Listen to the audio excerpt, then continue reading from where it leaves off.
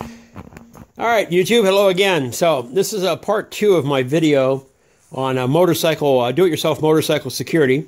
And I'm at my friend's house. We're going to try fabricating my friend Jim, by the way. Say hello, Jim. There's Jim. Hello, hello. There you go. So what we're going to do is, he's a fabricator extraordinaire, by the way.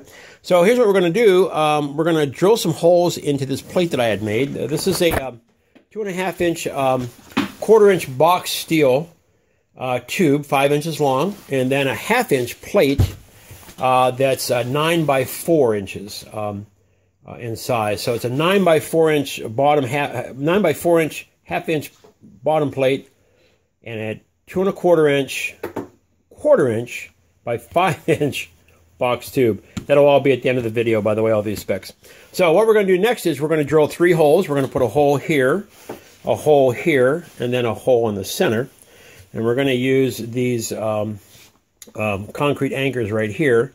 And what we're going to do is, once they're in place and installed, which will be at the end of this video, then I'm going to install these in its place, like you see on some of the ads they have on YouTube with this stuff. And then I have some ball bearings, which are going to fit in the end of there. I'm going to pound down in for the outer ones so that they won't be able to be taken out. And then the one for the center, I'm just going to leave the regular bolt in, simply because once the chain is through there, you won't be able to access this bolt anyway. So that's the plan. We'll get to it right now. All right, now this steel that I got right here, I actually went to a local steel fabrication place in town, and I have 20 bucks invested in this.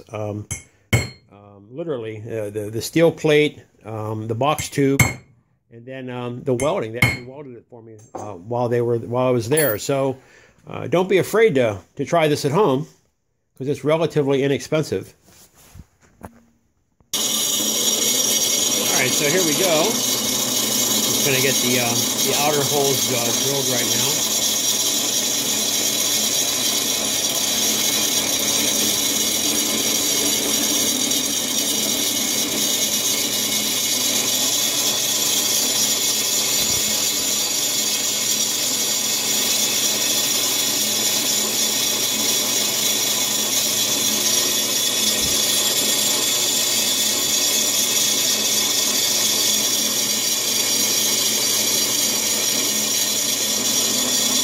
Pretty big hunk of steel, huh?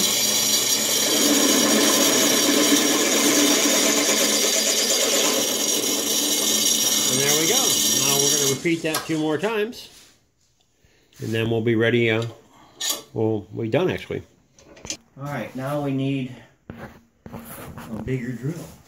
All right, so now we got our 3 holes drilled. You can see.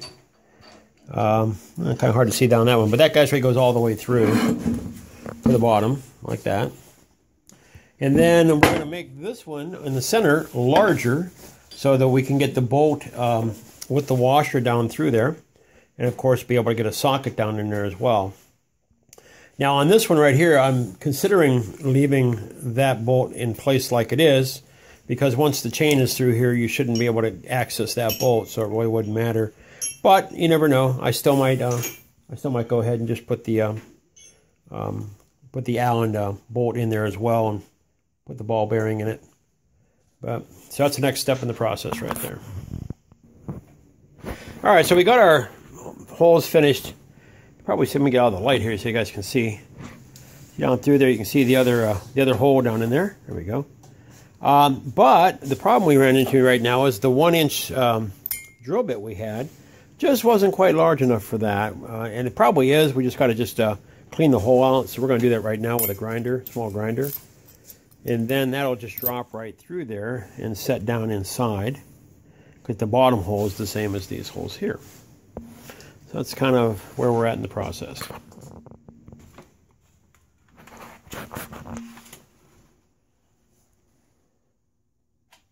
All right, so that's how we're going to solve that issue right here.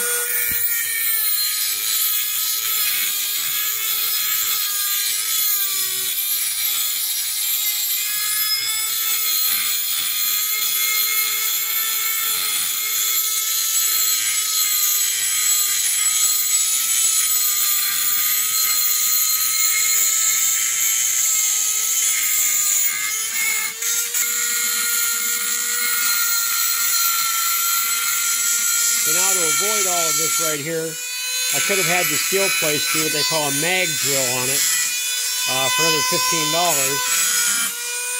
But then it wouldn't have been as much fun to watch. So, so we're having a little more work here than you might have to do on your own, especially if you don't have any of these tools required.